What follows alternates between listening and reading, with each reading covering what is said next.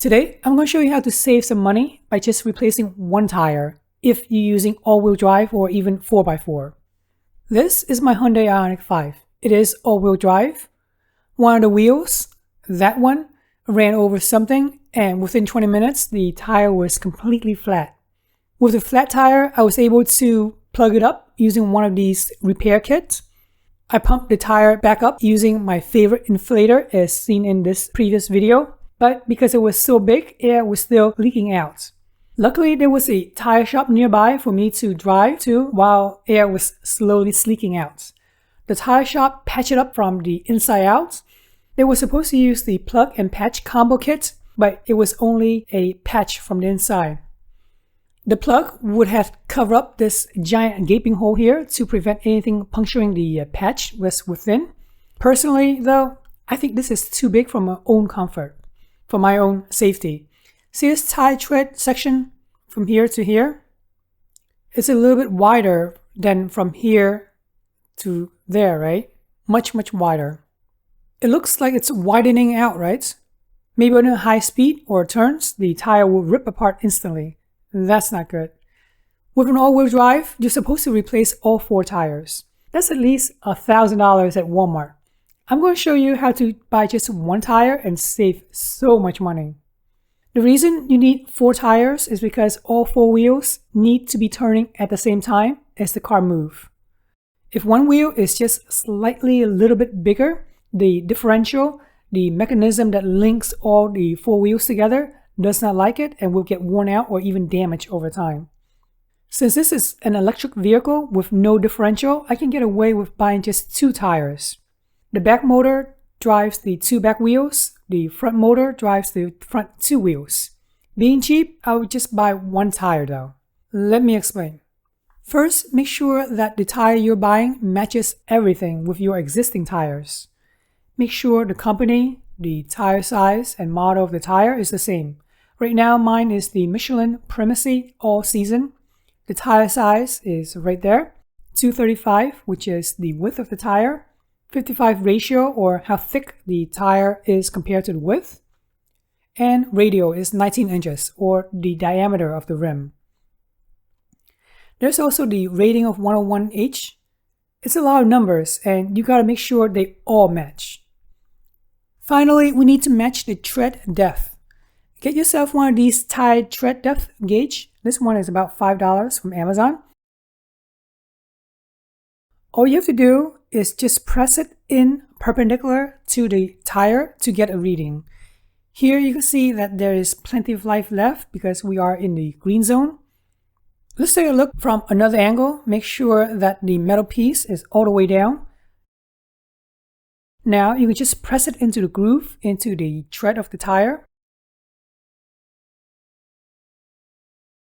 On one side is millimeter. We don't want that. We want inches.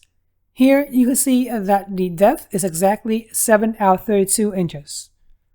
Now it's time to get online to buy the same tire, same tread depth and everything. There are 2 places that I know for buying tires. eBay is the first place for used tire with matching specs. This is a tire that I got from eBay. Total with shipping and taxes came out to be about $50. Not bad. Now, if you don't want to buy used tire, you can certainly buy brand new from places like TireRack.com. During the checkout process on the final page, titled Order Summary or Review Order, there is a section labeled Any Fitment Details to Share. Enter Hunter, ! Shaved to 7 over 32 inches.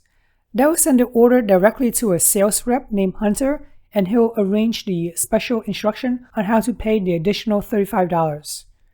The reason I know about the sales rep named Hunter is because there's the live chat over here on the right-hand corner.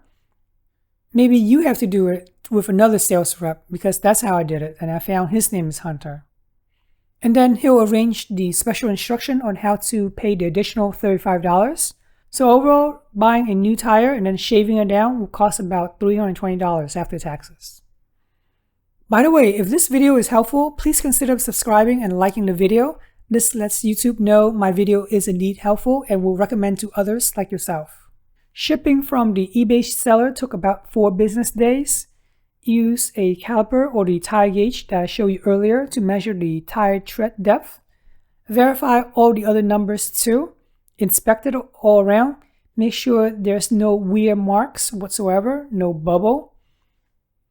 By the time I get down here, I notice that there's a patch already. You see that? That's the patch from the inside out. You can see the grind spot. They grinded the rubber down and then they patch it up. This spot is not ideal because if you look at it from the other side, the outside, the exterior, you'll see that it's somewhere right there, which is almost near the sidewall. That's not good.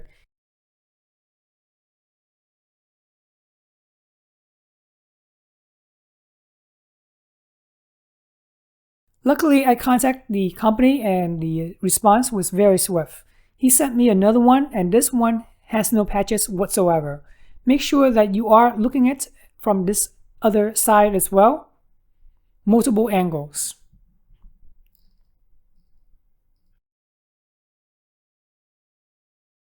With the tire ready, now it's time to head to the tire shop to install. If yours have a wheel lock like mine, this is the wheel lock right there. Make sure that you have the key to open it, otherwise the tire shop will not be able to open it. I'm in Philly, so I went to this shop in South Philly. Everybody in the neighborhood really likes this place, even though I'm not in South Philly. Installation and balance the tire was $35 cash. Since I want to keep the old tire as a spare, it was only $30 cash total. I have to say this is pretty good so far and I have no issues whatsoever with it. Alright, hopefully this video helps you on how to replace just one tire on an all-wheel drive or even 4x4. I really appreciate you guys subscribing to my channel, liking this video, and thanks for watching.